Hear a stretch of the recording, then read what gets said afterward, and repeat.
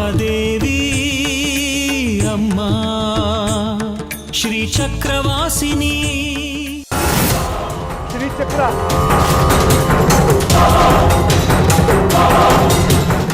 ಮಾರಿಗುಡಿ, ನಿನ್ನ ಪಾಪದ ಕೊಡ ತುಂಬಿದೆ. ಇನ್ನು ಈ ಭೂಲೋಕದಲ್ಲಿ ನಿನಗೆ ಜಾಗ ಇಲ್ಲ.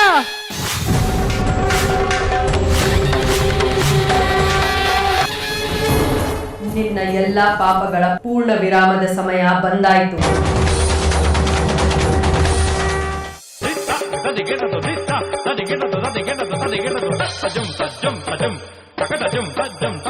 ಬಿಟ್ಬಿಡಿ.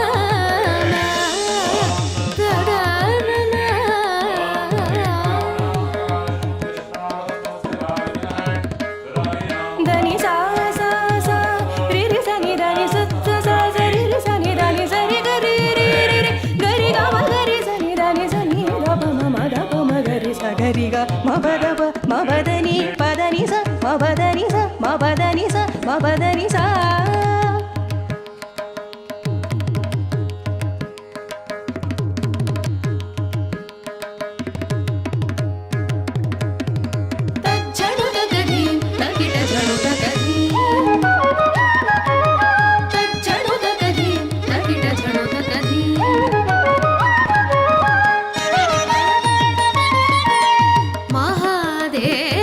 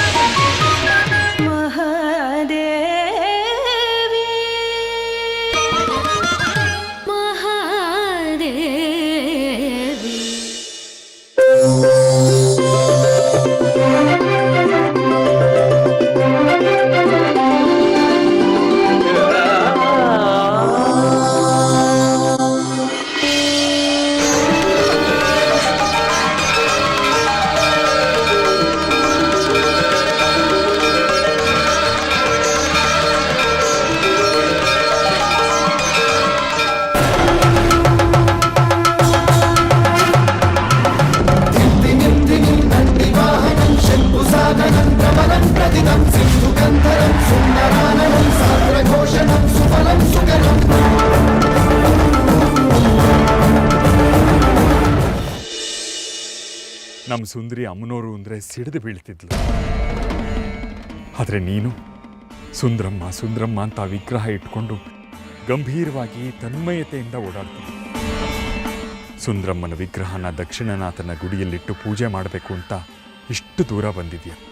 ಮನೆ ಮಠ ಬಿಟ್ಟು ಇಷ್ಟೆಲ್ಲ ಕಷ್ಟಪಡ್ತಿದ್ಯಾ. ನಾವು ನಿನ್ನ ಮೇಲಿನ ಪ್ರೀತಿಯಿಂದ ನಿನಗೆ ಬೆಂಬಲವಾಗಿರಬೇಕು ಅಂತ ನಂಬಿಕೆ ಇಟ್ಟು ನಿನ್ನ ಜೊತೆಗೇ ಓಡಾಡ್ತಿದ್ದೀವಿ. ಇದಿನ್ನೆಲ್ಲಿಗೆ ಬಂದು ಮುಟ್ಟುತ್ತೋ. ನೀವೇನು ಯೋಚನೆ ಮಾಡಬೇಡಿ ಅಪ್ಪ. ಸಾಕಷ್ಟು ದೂರ ಬಂದಾಗಿದೆ. ಇನ್ನೊಂದು ಸ್ವಲ್ಪ ದೂರ ಅಷ್ಟೇ. ದಕ್ಷಿಣನಾಥನ ಗುಡಿಲಿ ಸುಂದ್ರಮ್ಮನಿಟ್ಟು ಪೂಜೆ ಮಾಡಿಸೋ ಮಂಗಳ ಕಾರ್ಯ ಸಾವಕಾಶವಾಗಿ ಆಗತ್ತೆ.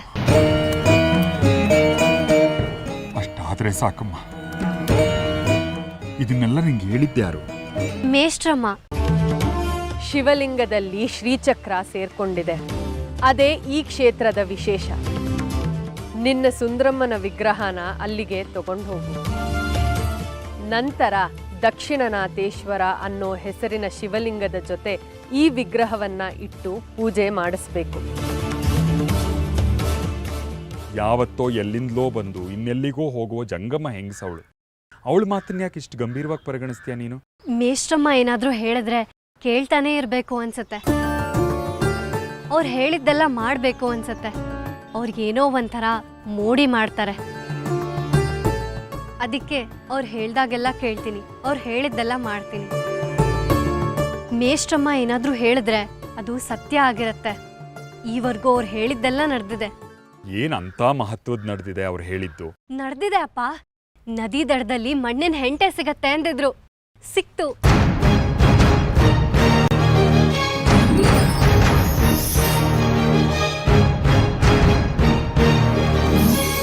ಅದನ್ನ ನೋಡಿದ್ರೆ ಅದ್ರೊಳಗಡೆ ವಿಗ್ರಹ ಸಿಗತ್ತೆ ಅಂದಿದ್ರು. ಸಿಕ್ತು.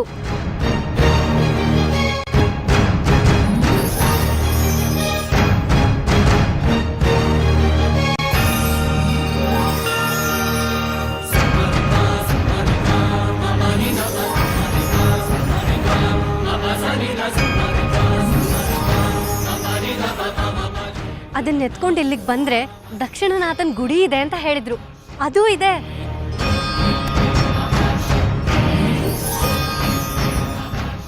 ದಕ್ಷಿಣನಾಥನ್ ನೆತ್ತಿ ಮೇಲೆ ಶ್ರೀಚಕ್ರ ಇರುತ್ತೆ ಅಂತ ಹೇಳಿದ್ರು.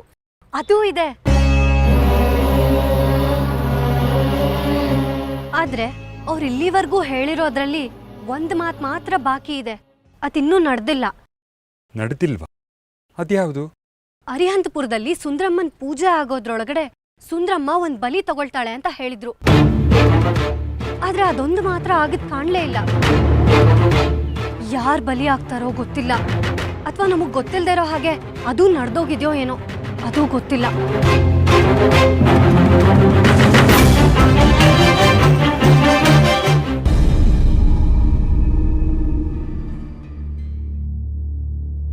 ಮಾರಿಗುಡಿ, ಮಾರಿಗುಡಿ, ಮಾರಿಗುಡಿ, ಮಾರಿಗುಡಿ.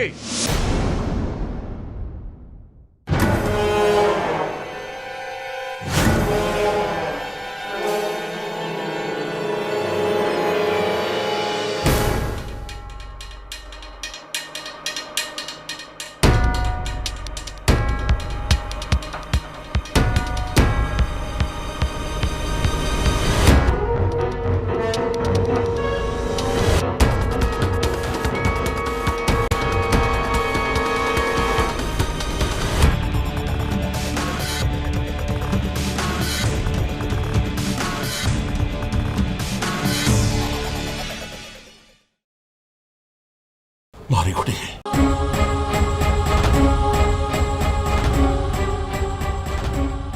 ಇದು ಹೆಂಗಾಯ್ತು? ಇವನು ಹೆಂಗ್ ಸತ್ತ?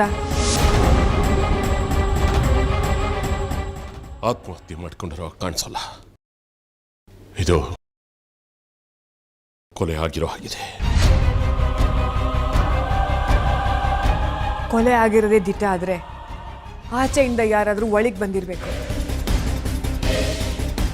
ಆದ್ರೆ ನಾವು ಆಚೆನೇ ಇದ್ವಲ್ಲ, ಯಾರು ಒಳಗೆ ಬಂದಾಗ ಆಗ್ಲೇ ಇಲ್ಲ.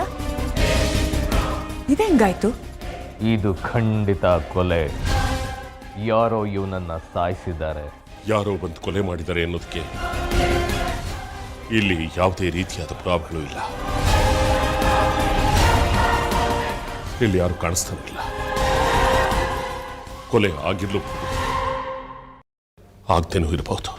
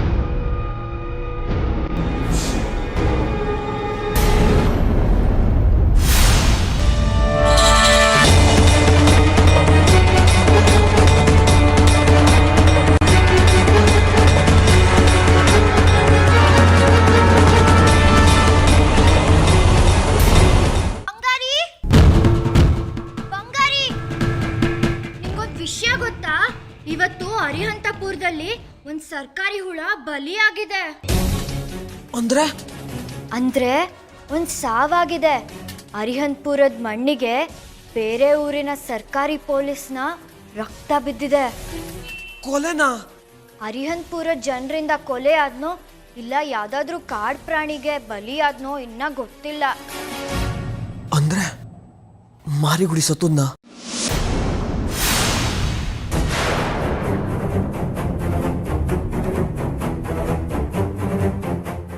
ಈಗ ಕೆಲವೇ ಕ್ಷಣಗಳ ಮುಂಚೆ ಇಲ್ಲಿ ಸಿಂಹ ಇತ್ತು ಅನ್ನೋದಕ್ಕೆ ಸಾಕ್ಷಿ ಇದು. ಸಿಂಹನ? ನಮ್ಮ ಕಾಡಲ್ಲಿ ಹುಲಿ ಚಿರತೆ ಇರೋದೇನೋ ದಿಟ್ಟ, ಆದ್ರೆ ಸಿಂಹ ಇರೋದನ್ನ ನಾನು ಯಾವತ್ತೂ ನೋಡಿಲ್ವೇ. ಇದ್ರೂ ಮನೆ ಒಳಗೆ ಹೆಂಗ್ ಬರ್ತದೆ? ಬಂದ್ರು ನಮ್ಮ ಕಣ್ಣಿಗೆ ಕಾಣಿಸ್ಬೇಕಾಗಿತ್ತಲ್ಲ. ಇವಾಗ ಎತ್ತಾಗೋಯ್ತು? ಸಿಂಹನೇ ಬಂದು ಕೊಂದಿದ್ರೆ ರಕ್ತ ಮಾಂಸಗಳನ್ನು ಬಿಟ್ಟು ಹೋಗೋದಕ್ಕೆ ಹೇಗೆ ಸಾಧ್ಯ? ಏನೋ ನಡೆದಿದೆ ಇಲ್ಲಿ. ನಮ್ಮ ಅರಿವಿಗೂ ಮೀರಿದ ಘಟನೆ ನಡೆದಿದೆ. ಸತ್ತಿರೋದು ಯಾರೋ ಸಾಮಾನ್ಯವಾದ ವ್ಯಕ್ತಿಯಲ್ಲ, ಪೊಲೀಸ್ ಅಧಿಕಾರಿ.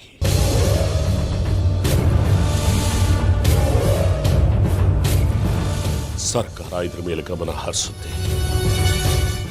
ಕಾರಣ ಯಾರು ಅಂತ ವಿಚಾರಣೆ ಮಾಡೋದಕ್ಕೆ ಶುರು ಮಾಡುತ್ತೆ. ಇಲ್ಲಿರೋದು ನಾವು 4 ಜನ. ನಮ್ಮ ಮೇಲೆ ಅನುಮಾನ ಬಂದು ನಾವು ಒಳಗಾಗಬೇಕಾಗುತ್ತೆ.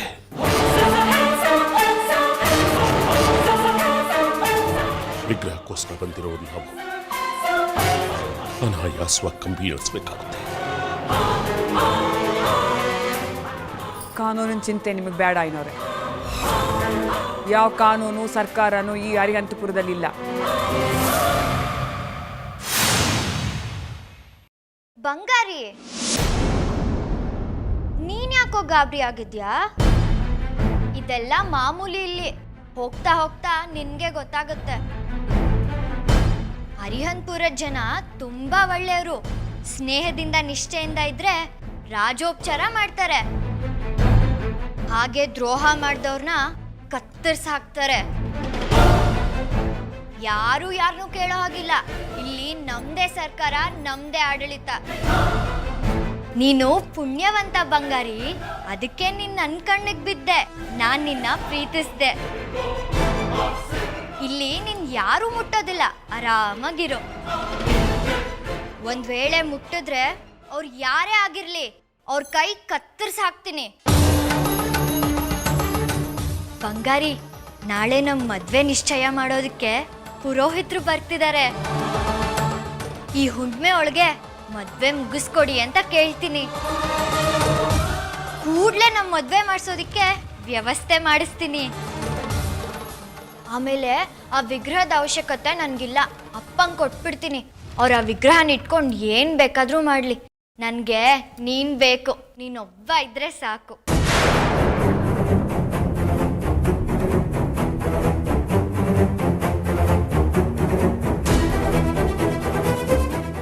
ಆದರೆ ಇವಳಿಗೆ ಸುಂದ್ರಮ್ಮ ಕಾಣೆಯಾಗಿರೋ ವಿಷಯ ಗೊತ್ತೇ ಇಲ್ಲ. ಯಾವುದೇ ಅಧಿಕಾರಿ ಆಗಿರಲಿ, ನನ್ನ ಅಪ್ಪಣೆ ಇಲ್ಲದೆ ನಮ್ಮೂರೊಳಗೆ ಬರೋಕ್ಕಾಗೋದಿಲ್ಲ. ಅದೆಲ್ಲ ಬಿಟ್ಬಿಡಿ.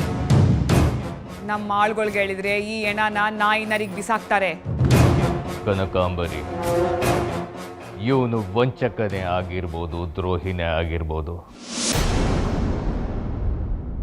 ಆದರೂ ನಮ್ಮ ಅನಾದಿ ಕಾಲದ ಗೆಳೆಯ. ಜನ್ಮ ಜನ್ಮಾಂತರಗಳಿಂದಲೂ ಶ್ರೀಚಕ್ರಕ್ಕೋಸ್ಕರ ಹೆಣಗಾಡಿದ್ದೀವಿ, ಹೋರಾಡಿದ್ದೀವಿ. ಇಂಥ ಜನ್ಮ ಜನ್ಮಾಂತರಗಳ ಗೆಳೆಯನ ಮೃತ ಶರೀರ ನಾಯಿ ನರಿಗಳಿಗೆ ಬಿಸಾಡಿ ಅವನ ಆತ್ಮ ಪ್ರೇತವಾಗೋದು ನಮಗೆ ಅಸಹ್ಯ ತರೋ ಸಂಗತಿ.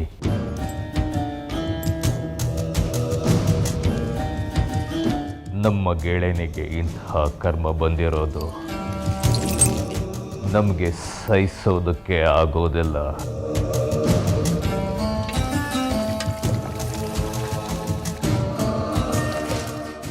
ನಾನು ವಿರೂಪಾಕ್ಷ ಸೇರಿ ಇವನ ಅಂತಿಮ ಸಂಸ್ಕಾರವನ್ನು ನೆರವೇರಿಸ್ತೇವೆ.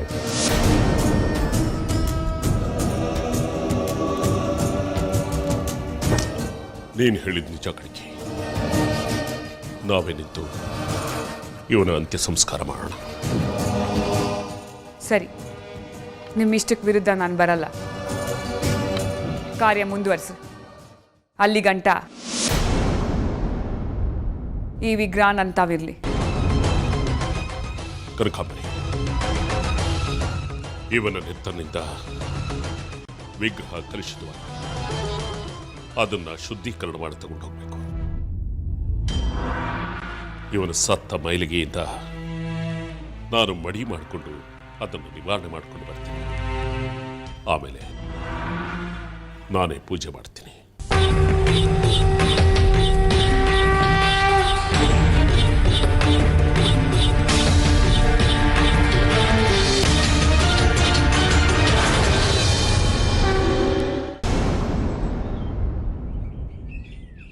ಏನು? ಈಗ ತಾನೇ ದೇವಿ ಖಾತ್ರಿಂದನೇ ಬಂದೆ. ಅದಕ್ಕೆ ನಾನೇನು ಮಾಡಲಿ? ಅವಳು ನನ್ನ ಮದುವೆ ಆಗ್ತೀನಿ ಅಂತಿರೋದಕ್ಕೂ ನೀನು ಅವಳು ಸುತ್ತಮುತ್ತ ತಿರ್ಗಾಡೋದಕ್ಕೂ ಸರಿಯಾಗಿದೆ. ಹಾಗಲ್ವೇ, ದೇವಿಕಾಗೆ ವಿಗ್ರಹ ಕಳೆದೋಗಿರೋ ವಿಷಯ ಗೊತ್ತಿಲ್ಲ.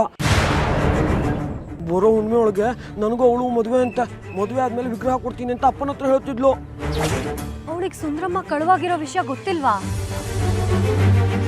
ಅದಕ್ಕೆ ನೀನೇನಂದೆ? ನಿಜ ಹೇಳ್ಬಿಟ್ಯಾ?